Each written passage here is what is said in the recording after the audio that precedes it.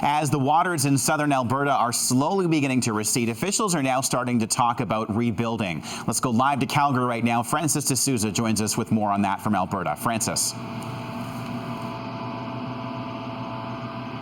Kyle, that SUV that's pushed up against that bent fence there actually begins to show the path of this raging torrent. The river is actually only a block from us. It continued down through here, pushing over this fence right here. Now the cars and the pickup trucks that were in this parking lot, well, here's where they ended up. I mean, look at this. Garbage bin, red pickup, and that blue car all squished together and literally wedged under this building. Well, you know what? That raging torrent continued and pushed into these ground floor apartments here. Let me give you a look inside, because that's what you're going to see is that just total destruction in this apartment. The fridge is on its side. The bed is on its side. Everything is a mess in here. Water was almost up to the roof level.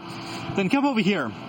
Back in the parking lot. Now remember, again, I told you we were 1 block away from the river. Well, all the river's contents ended up here, including this fish. So you know what? The destruction here is pretty intense, and this is just an example of, 2 cars that are destroyed, but hundreds, maybe even up to 1,000 or even more cars here in the city of Calgary are going to be written off. The damage estimate right now from the Bank of Montreal is anywhere between $3 and $5 billion. The Premier is ready to make $1 billion of emergency relief available, but that won't happen for another week or so. Despite all this, organizers of the Calgary Stampede say they're pushing ahead come hell or high water. Now, on the grounds of the Calgary Stampede, they were completely flooded, completely inundated with all the mud and the soot. But yesterday they were there plowing everything through, carting all the, piling up all the mud and then carting it off.